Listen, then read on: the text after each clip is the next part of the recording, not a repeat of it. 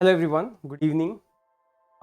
ये जो सेशन है यहाँ पे आज हम बात करेंगे एक बहुत ही जरूरी चीज के बारे में कि सर, ये जो 7 मंथ्स है हमारे पास आज से लेके, जैसे मान लो कि आज जून 25 हो ही गया, 5 दिन बचे जून मंथ के। उसका जुलाई से लेके अगर आप काउंट करोगे तो 7 महीने बचेंगे, 6 से 7 महीने बच रहे हैं, 7 महीने मान के चलो कि आपके पास 7 महीने हैं। मतलब ये साल आधा और उसके बाद अगला साल जो 23 का बस जनवरी महीना, बिकॉज फरवरी फर्स्ट और सेकेंड वीक तक में आपका एग्जाम हो जाएगा। तो क्या ये इनफ है फॉर आईआईटी जैम प्रिपरेशन? तो आज भाई एक रोड मैप की बात करेंगे कि हम कैसे वहां तक जा सकते हैं जहां पे हमारी मंजिल है, जहां पे वो मंजिल हमारा वेट कर रही है। तो अगर आप उन्हीं बच्चों में से हो जो अब ये सोच रहे हो कि हाँ, इस प्रिपरेशन को स्टार्ट करें, तो ये वीडियो पूरा आपके लिए। आप पार्शियली कुछ कर चुके हो तो भी ये वीडियो आपके लिए, ठीक है। और अगर आप 24 की प्रिपरेशन करो तो फिर ये वीडियो चलो देख लो यार, एक बार देख लेना, क्योंकि कुछ चीजें हैं ऐसी जो आपके लिए इंपॉर्टेंट होंगी, ठीक है। चलो स्टार्ट करते हैं यार इस वीडियो को, ठीक है। तो उससे पहले कि सबसे पहली बात कि एक डिफरेंस आप लोगों के माइंड में क्लियर होना चाहिए कि अगर आप किसी ऑर्डिनरी इंस्टीट्यूट से अगर आप एमएससी कर रहे हो या किसी अच्छे से प्रीमियर इंस्टीट्यूट से अगर आप एमएससी कर रहे हो, तो उसमें क्या कोई बहुत बड़ा फर्क है? ये सवाल खुद से एक बार पूछना। अगर खुद से नहीं पूछना तो अपने आस पड़ोस से पूछना, ठीक है, या किसी से भी पूछना। मेरा पॉइंट ये है कि देखो यार, अगर आप किसी ऑर्डिनरी यूनिवर्सिटी से कर रहे हो जिसका नाम इतना कुछ नहीं है, ठीक है, तो अपार्ट फ्रॉम जो आपको फैसिलिटीज मिलेंगी या फिर आपके हॉस्टल्स की फैसिलिटीज होंगी या फिर आपका इंफ्रास्ट्रक्चर होगा, ये सारी चीजें जो होंगी, इनसे तो फर्क पड़ेगा फॉर श्योर, बहुत ज्यादा फर्क पड़ेगा। साथ में अगर आप किसी प्रीमियम इंस्टीट्यूट से, कोई अच्छी यूनिवर्सिटी जैसे आपका आईआईटी है, आइजर है, ऐसा कोई यूनिवर्सिटी, तो ऑब्वियसली एक बात ये होगी कि you will get a good knowledge. Knowledge आपको बहुत अच्छी मिलेगी, डिग्री सेम मिलेगा, कोई बात नहीं, नॉलेज आपको बहुत ज्यादा अच्छी मिलेगी। यहां पे एक्सप्लोर करने के ऑप्शंस बहुत ज्यादा होंगे। आईआईटीज के अंदर, आईआईसीज के अंदर आपको एक्सप्लोर करने का ऑप्शन जो बहुत ही ज्यादा मिलेगा। आप ये सोच सकोगे अलग अलग सब्जेक्ट है, फिजिक्स जितना आप समझ रहे हो ऑर्डिनरी, मुझे इतना पता है कि ऑर्डिनरी किसी यूनिवर्सिटी में जितना आपको फिजिक्स पढ़ाया जाएगा, जितने ब्रांचेस के बारे में आपको बताया जाएगा, उतना उससे मतलब उतना जो है उससे बहुत ही ज्यादा किसी प्रीमियम इंस्टीट्यूट में बताया जाएगा। मतलब समझ रहे ना कि बहुत सारे मैंने इंस्टीट्यूट्स ऐसे देखे हैं जहां पे एमएससी के नाम पे धोखा होता है, कुछ नहीं होता। कि आप ये लगा लो जैसे डीयू में, मतलब जैसे कुछ ऐसे मतलब यूनिवर्सिटीज के बच्चे जब जहां पे एमएससी कर रहे होते हैं, आप उनको देखो तो अगर उनसे पूछो ना, अपने 8-10 पेपर के नाम नहीं बता पाएंगे, वो ऐसा हो जाता है। तो देखो ये मान के चल लो कि you will get a good knowledge, ठीक है। एक्सप्लोरेशंस के ऑप्शन बहुत ज्यादा अच्छे मिलेंगे आपको, लैब फैसिलिटीज बहुत ज्यादा मिलेंगी। अगर आप लैब में इंटरेस्टेड नहीं हो तो थ्योरेटिकल आपको जो ये मिलेगा, मतलब एक्सपोजर मिलेगा, वो काफी बेटर होगा as compare to any other institute. अगर आप आईआईटी से करते हो, आइजर से करते हो या और कहीं से करते हो, ठीक है, तो एक्सपोजर की बात होगी और आगे बढ़ने के चांसेस, मतलब होता ना कि अगर जनरली किसी ऐसे यूनिवर्सिटी से आप जाके किसी से पूछो कि भाई एमएससी के बाद क्या करना, ही विल सिंपली से कि मेरे को बैंक की तैयारी करनी है, मेरे को एसएससी करना है, ये करना है, ठीक है। प्रीमियम इंस्टीट्यूट से जाके आप ये भी कर सकते हो, बट द थिंग इज कि और भी दूसरे ऐसे अच्छे अच्छे ऑप्शन है जो आपके लिए हमेशा आपको खुले हुए मिलेंगे। तो इस बात को दिमाग में रखना आराम से कि भाई देखो कि ऑर्डिनरी किसी भी आप देखो, अगर आपका सिलेक्शन नहीं होगा तो आप अपने मन को खुद को समझा लोगे, आप खुद को समझा लोगे कि हाँ यार ठीक है, डिग्री तो एक ही मिलती है ना। बट यकीन मानो बहुत बड़ा, बहुत मेजर डिफरेंस आएगा आपके जीवन में यहां से निकलने के बाद, किसी ऑर्डिनरी यूनिवर्सिटी से निकलने के बाद और एज कंपेयर टू किसी आईआईटी से निकलने के बाद, ठीक है। बहुत ज्यादा आपको फर्क दिखेगा उस चीज को, ठीक है। तो इसको दिमाग में बिठा लेना। अच्छा, बाकी चीज क्या है सर, आज हम किस चीज के बारे में बात करेंगे यहाँ पे इस वाली वीडियो जो कि ये जो वीडियो हम लेके आए, इसमें किन किन चीजों के बारे में बात करेंगे। देखो सबसे पहली जी चीज हमारी होगी that will be talking about what we should avoid. ये पॉइंट ऑफ टाइम है, यहाँ पे क्या क्या चीजें आपको अवॉइड करनी चाहिए। अगर आप लंबे डिस्टेंस पे जा रहे हो, कभी अगर आपने ट्रैकिंग करी होगी तो आपको ये बात पता होगी कि भाई ट्रैकिंग में ना आप अपने घर से फ्रिज उठा के नहीं लेके जाते, आप अपने सारे कपड़े किसके क्या बोलते हैं कवर्ड के उठा के नहीं लेके चले जाते। इसका मतलब ये कि आपको अपना बोझ जो है, जो आपके पीठ पे जो चीजें रखी हुई है, उसको थोड़ा सा आपको कम करना पड़ेगा, ठीक है। तो हमें क्या अवॉइड करना है, दूसरी बात हमें क्या करना है, व्हाट वी शुड डू, हमें क्या करना चाहिए जिससे हमारा रास्ता जो और हमें साफ नजर आए, ठीक है। अगर मैं ऐसे देखूंगा तो हो सके मेरे को बहुत सारी चीजें ना दिख रही हो, या चीजें अगर दिखेंगी तो धुंधली दिखेंगी, लेकिन अगर मैंने ऐसे कर लिया तो ऑब्वियसली मुझे चीजें ज्यादा क्लियर दिखेंगी, ठीक है। तो बस क्या करना है ये क्लैरिटी मेरे माइंड में अभी से होनी चाहिए। ठीक है, अगला 6 महीना, अगला 7 महीना कैसा जाना है ये मेरा क्लियर होना चाहिए। ठीक है, और अगली बात होगी आपके पास सिलेबस एंड बुक्स। ये दो चीजें, ये आपके इस प्रिपरेशन के दौरान ये जो चीज है ना, सिलेबस एंड अगर बुक्स की बात करें तो ये आपके लिए ब्रह्मास्त्र की तरह काम करेगा। एकदम यकीन मानो ये आपके लिए ब्रह्मास्त्र है। अगर ये आपके पास है, आपका रास्ता बहुत आसान हो जाएगा, बहुत ही ज्यादा आसान हो जाएगा। सिर्फ इनको पढ़ना है क्या? हाँ, पढ़ना है, और उसके साथ बहुत सारी चीजें पढ़नी है। ठीक है, और उसके बाद आखिरी चीज आपकी होगी कि रोड मैप, कि किस रास्ते से हम कैसे जाएंगे ताकि रास्ता जो है, मतलब वो रास्ता हमें सही मंजिल की तरफ लेके जाए, इधर उधर ना भटका दे। समझ रहे हो? तो इन सारे टॉपिक्स के बारे में हम आराम से इस वीडियो में बात करेंगे। चलो यार आते हैं। तो पहली बात कि अब ये टाइम है कि आपको स्टार्ट करना है, आपको स्टार्ट करना है, इस चीज को ढंग से अब शुरू करना है। कौन सा टाइम है? यही टाइम है। बस आपने वीडियो देखी, बस अब आप अपने काम पे लग जाओ। ठीक है, तो चलो स्टार्ट करते हैं। देखो यार, एक बात होगी कि यार ये टाइम ऐसा है जहां पे अगर आप कुछ भी कर रहे हो, अगर आपने पार्शियली प्रिपरेशन करी है या आपने पूरी प्रिपरेशन करी है, एक चीज आपके दिमाग में हमेशा चलेगी कि यार मेरा सिलेक्शन होगा या नहीं होगा। ठीक है, मैं ये कर पाऊंगा कि नहीं कर पाऊंगा, ये होगा नहीं होगा, ये कैसे होगा, पेपर कैसे आएगा, कौन सा आईआईटी पेपर सेट कर रहा है, ऐसे बहुत सारे क्वेश्चन आपके दिमाग में आएंगे, बहुत सारी फालतू चीजें आएंगी। ठीक, मॉक टेस्ट में, अभी मॉक टेस्ट की तो बात खैर छोड़ी दो कि लास्ट ईयर जो है किसी मेरे टॉपर ने एग्जाम दिया था, उसका नहीं हुआ तो मेरा कैसे हो जाएगा। देखो एक बात कही जाती है कि देखो ओवर थिंकिंग को अवॉइड करने का सबसे अच्छा तरीका ये है कि try to control only those things which are controllable. ठीक है, सिर्फ उन्हीं चीजों को कंट्रोल करने की कोशिश करो जो कंट्रोलेबल है। ठीक है, क्या कंट्रोलेबल है सर? कंट्रोलेबल ये है कि आप कैसे पढ़ सकते हो, कंट्रोलेबल ये है कि आप जो है अपना स्ट्रेटजी कैसे क्लियर रखते हो, कंट्रोलेबल ये है आप कौन सी बुक्स फॉलो कर सकते हो, कंट्रोलेबल ये है कि आप पीवाईक्यूज कहां से कवर कर रहे हो और कैसे कवर कर रहे हो। कंट्रोलेबल क्या नहीं है? कौन सा आईआईटी पेपर सेट कराया, चलो ठीक है, आपको ये पता है कि कौन सा आईआईटी पेपर सेट कराया, आप क्या कर लोगे वहां पे? कुछ नहीं उखाड़ पाओगे, भूल जाओ। ठीक है, कंट्रोलेबल क्या नहीं है? कट ऑफ कितना जाएगा नहीं पता आपको, जब तक कट ऑफ नहीं आएगा तब तक आप नहीं बता पाओगे कट ऑफ कितना जाएगा, कितना भी गैस मार लो। ठीक है, किसी किसी के गैसेस सही चल जाते हैं, बस वीडियोस पे व्यूज चले गए, मतलब हाँ नहीं होता ऐसा कुछ भी। ठीक है, वो उनने तुक्का मारा, आप भी तुक्का मारोगे, कुछ नहीं होता, कोई एनालिसिस कुछ नहीं होता है, फालतू बातें ये सब। ठीक है, क्योंकि लास्ट ईयर कट ऑफ 20 के आसपास गया, इस बार 26 चले गया। हाँ मैंने बोला था ना पेपर इजी, हाँ तो भाई तूने थोड़ी बोला था 26 मार्क्स की कट ऑफ जाएगा, तो फालतू बातें। इन चीजों के बारे में आप सोच के अपना दिमाग मत खराब करो। ठीक है, पेपर कैसा होगा, कौन से टॉपिक से कितने मार्क्स का आएगा, आईआईटी ने सिलेबस दिया है, आईआईटी ने कभी ये नहीं बताया इस टॉपिक से इतने मार्क्स का क्वेश्चन आएगा, तो भूल जाओ ये सब सोच। ठीक है, तो भाई देखो कंट्रोल उन चीजों को करो जो कंट्रोलेबल है। अगर कोई चीज कंट्रोलेबल नहीं है, जो आपके बस की बात नहीं है, उस पर फालतू में दिमाग मत लगाओ। आपके सीनियर के साथ क्या हुआ होगा ये एग्जैक्टली वही सीनियर बता सकता है कि उसने कैसे पढ़ाई करी थी, कैसे नहीं करी थी। आप उसके बेडरूम पे आपने कैमरा नहीं लगाया हुआ था कि आपको पता रहेगा कि वो किस टाइम पे क्या कर रहा था और क्या नहीं कर रहा था। ठीक है, तो हो सके कुछ प्रॉब्लम हुई होगी, मैं ये नहीं कह रहा कि वो खराब है, अच्छी बात है, जो भी, बट द थिंग इज कि आपने अगर कैमरा नहीं लगाया तो आपको एग्जैक्टली नहीं पता कि उसके साथ क्या हुआ क्या नहीं हुआ। तो क्या करना है, अपने पे ध्यान देना। ठीक है, आपकी कंडीशन और उसकी कंडीशन में जमीन आसमान का फर्क है, इस पे दिमाग लगाने की कोई जरूरत नहीं। ठीक है, तो ये बात होगी कि आप ओवर थिंकिंग को आपको अवॉइड करना। अगले 5 से 6 महीने जो है, प्लीज 6-7 महीने जितने भी आपके पास टाइम बच रहे हैं, इस पे ओवर थिंक नहीं करना। जो चीज आपके बस में है उसके बारे में सोचो, जो आपके बस में नहीं है उसके बारे में सोचना बंद कर दो। अच्छा, अगली बात होगी गो थ्रू द सिलेबस। मैंने बोला था सिलेबस जो है वो आपको ये डूज में आ गया आपका। ठीक है, जो आपको करना चाहिए क्या, अपने सिलेबस को थोड़ा ढंग से देखो। ठीक है, देखो एग्जाम बहुत टफ एग्जाम नहीं होता, बहुत इजी एग्जाम होता है। अगर आपने इसके सिलेबस को ढंग से समझ लिया ना, तो आधी प्रिपरेशन तो आपकी वहीं पे होगी। ठीक है, सिलेबस को अगर आपने ढंग से समझ लिया, सिलेबस के एक एक टर्म्स को अगर आपने ढंग से समझ लिया, समझ लो आधी प्रिपरेशन, आधे के आसपास प्रिपरेशन जो आपकी वहीं पे होगी। ठीक है, एक डर जो होगा ना वो आपके अंदर से निकल जाए कि हाँ मेरे को यही सारी चीजें पढ़नी है। तो कभी भी देखो ये जो सिलेबस है ना, इसको मैं बोलता हूँ आपकी टेरिटरी है ये। ठीक है, कहता बाहुबली में एक चीज दिखाई गई थी कि कभी भी आपको जिस, मतलब जहां पे आपको राज करना ना, माहिस्मती में अगर आपको राज करना ना, तो आपको माहिस्मती का एक बार चक्कर लगाना पड़ेगा।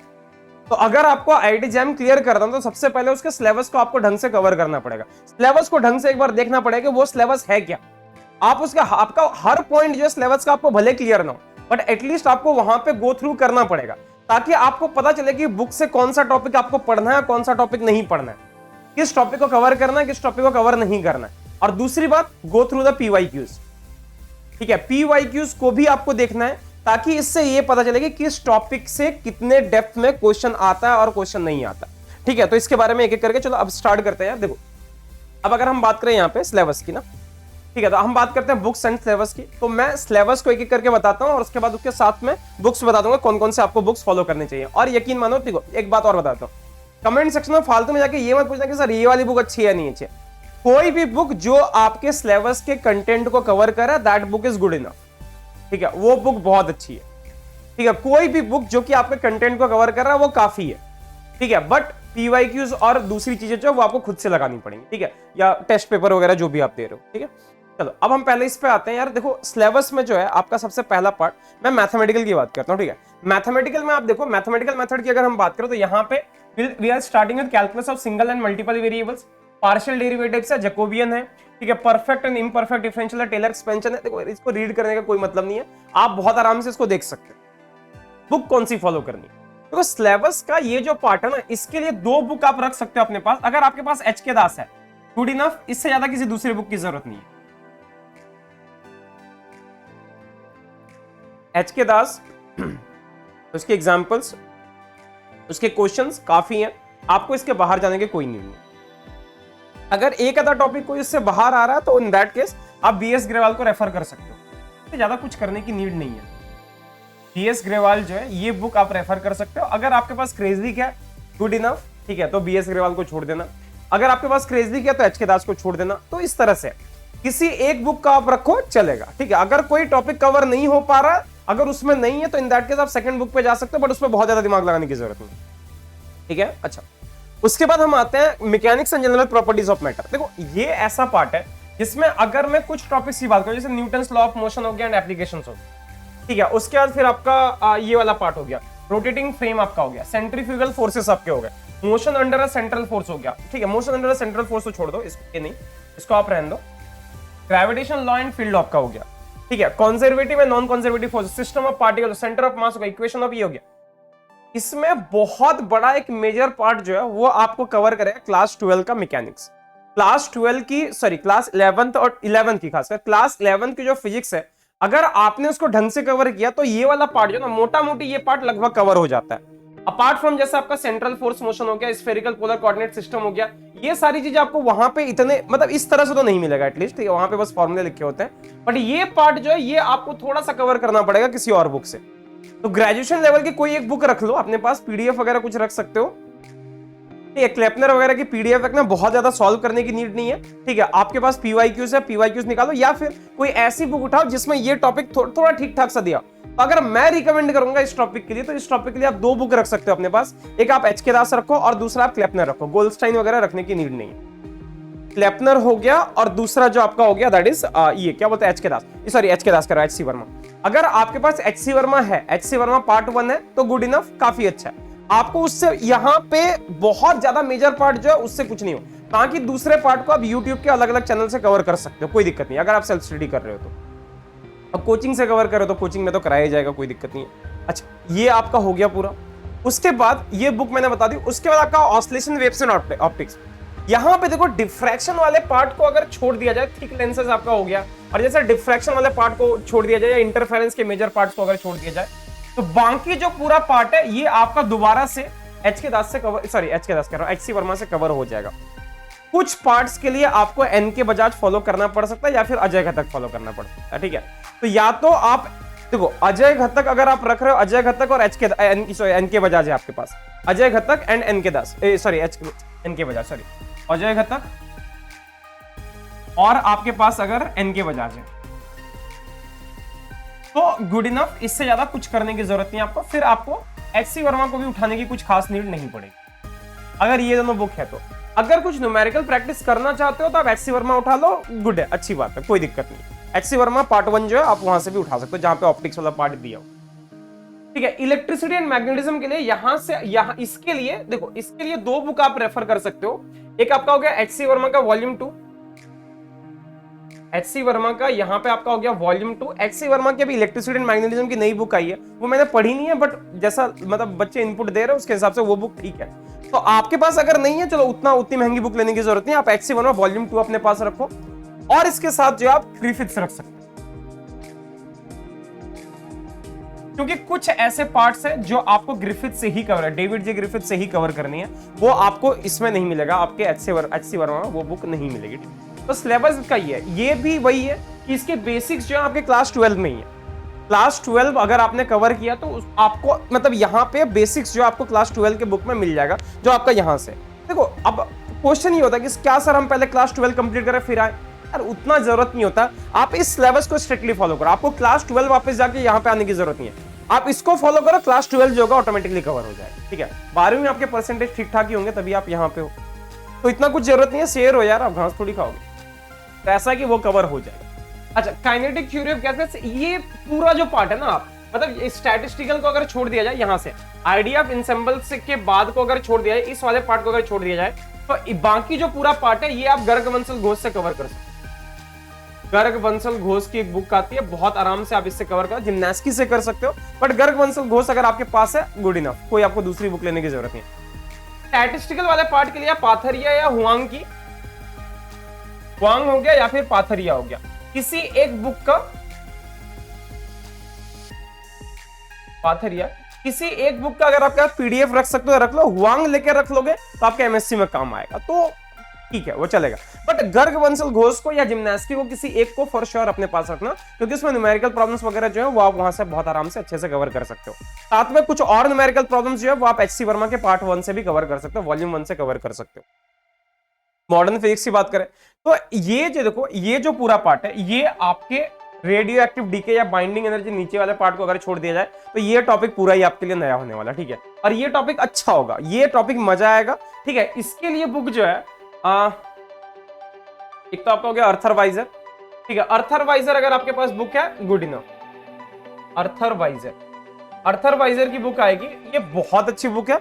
अर्थरवाइजर को आप बहुत आराम से फॉलो कर सकते हो, इसमें अर्थरवाइजर लगभग इस पूरे टॉपिक को कवर कर देगा, एसटीआर से लेके एकदम यहां तक रेडियो एक्टिव डीके तक पूरा ही अर्थरवाइजर में एकदम बहुत ढंग से, बहुत सिस्टमैटिक वे में बहुत अच्छे से गिवन है, ठीक है। और अगर कुछ न्यूमेरिकल्स करना चाहते हो तो आप जेटली रख सकते हो क्वांटम मैकेनिक्स वाले पार्ट के लिए, जैसे ब्लैक बॉडी रेडिएशन हो गया, फोटो इलेक्ट्रिक इफेक्ट हो गया, और क्वांटम मैकेनिक्स वाला पार्ट हो गया, उसके लिए आप नॉर्डन जेटली का एक मतलब 2-3 चैप्टर जो है बस फॉलो करना है आपको, उससे ज्यादा फॉलो करने की कोई नीड नहीं है, वो बाकी आपका बाहर सारा जो होगा आपके एमएससी में काम आएगा।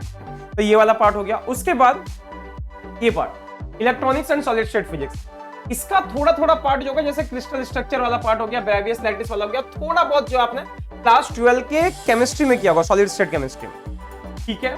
उसके बाद फिर बाकी ये सारे टॉपिक जो है ये यहाँ पे काफी नए आ जाते हैं, ठीक है। अब पीएन जंक्शन आपने थोड़ा बहुत किया होगा, बट आपका जीनर डायोड का या इससे रिलेटेड जो न्यूमेरिकल वगैरह है ये आपने वहां पे नहीं किया होगा, तो यहाँ पे ये थोड़ा टॉपिक अच्छा है। इस टॉपिक को आप जैसे आपका ब्रेवियस लैटिस मिलर इंडाइसिस वाला जो पार्ट है, ब्रैग्स लॉ तक, ये या इवन ये सब भी सेमीकंडक्टर वाला पार्ट जो है ये भी आप बहुत आराम से किटल से फॉलो कर सकते हैं।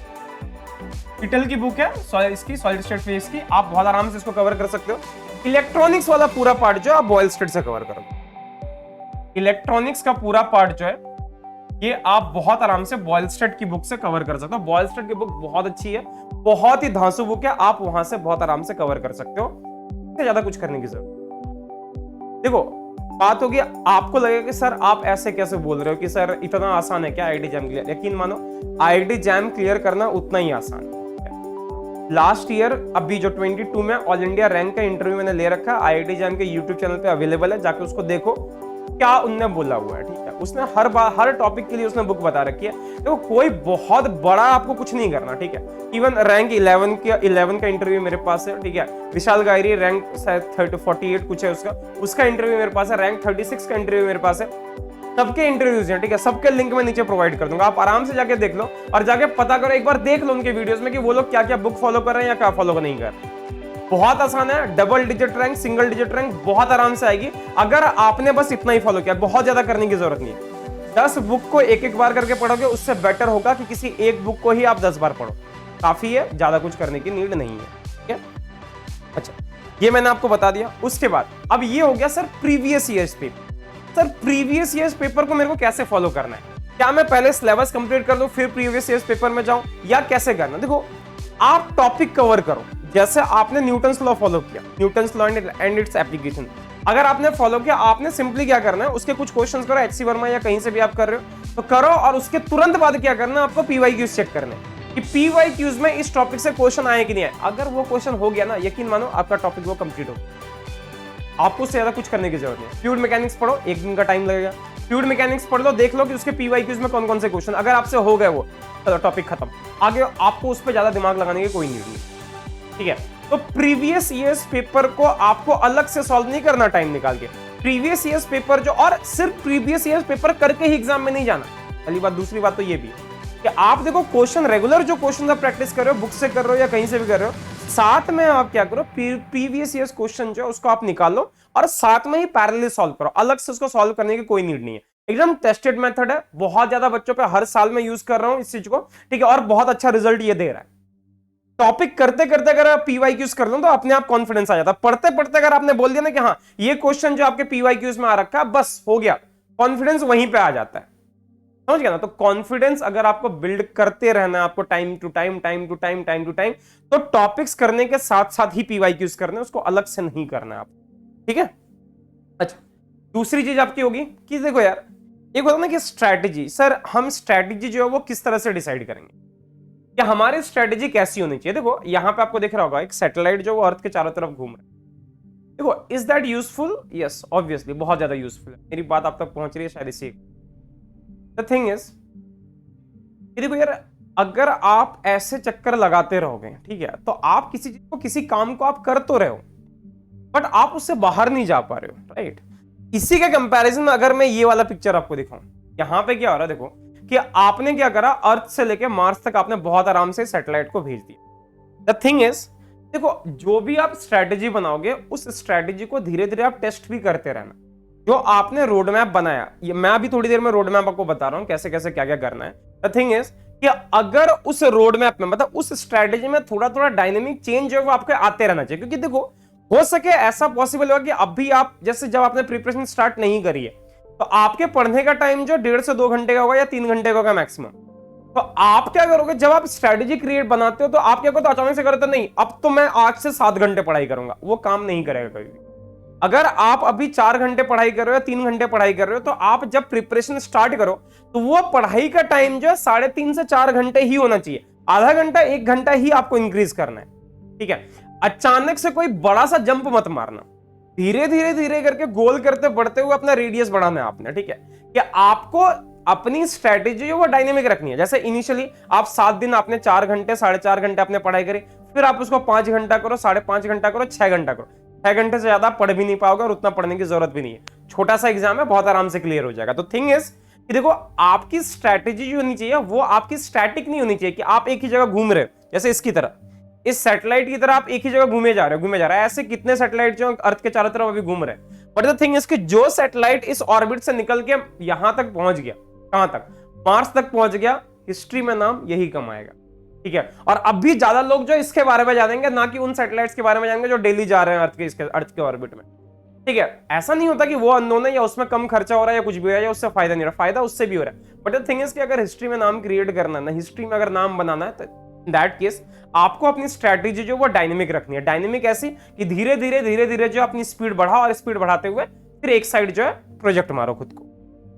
ठीक है, तो ये बात हो गई यहाँ पे। तो भाई अब वही बात हो गई कि यार आपके पास 2 स्ट्रैटेजीज है। एक आपका हो गया कांस्टेंट स्ट्रैटेजी, ठीक है, जिसपे आप एक ही स्ट्रैटेजी पे बार बार काम किए जा रहे हो, और दूसरा हो गया एक डायनेमिक स्ट्रैटेजी।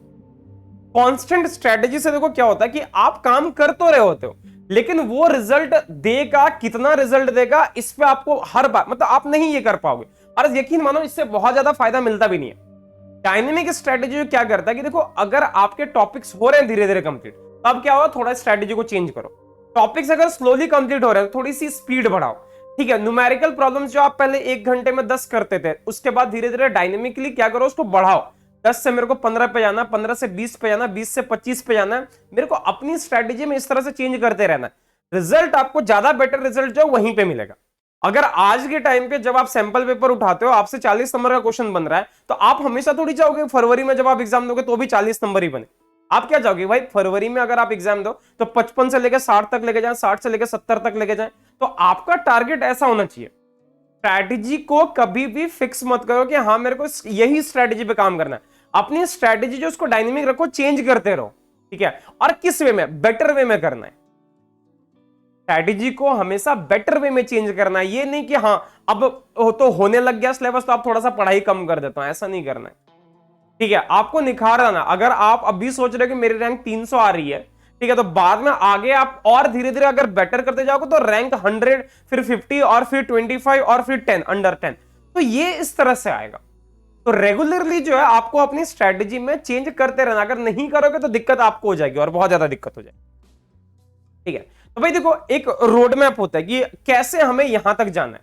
तो एक एक करके अगर आपको यहां पे नजर आ रहा होगा ठीक से, तो पहला जो मैंने यहां पे लिखा, पहले कंप्लीट द टॉपिक। आप सिलेबस उठाओ, सिलेबस को उठाने के बाद आपको पहला जो काम करना, दैट इज टॉपिक को कंप्लीट करना है। उसके बाद न्यूमेरिकल्स करने हैं, पीवाईक्यूज करने हैं, जो आपको यहां पे पॉइंट 2 में दिख रहा होगा। थर्ड पॉइंट जो आपको दिख रहा होगा कि आपको टॉपिक्स रिवाइज करने हैं। सिर्फ देखो, पढ़ाने, सिलेबस कंप्लीट करने से कुछ नहीं होगा, आपको रिवीजन जो है टाइमली रिवीजन करते रहना। और कैसे रिवीजन करते रहना उसके बारे में वीडियो के एंड में बताऊंगा।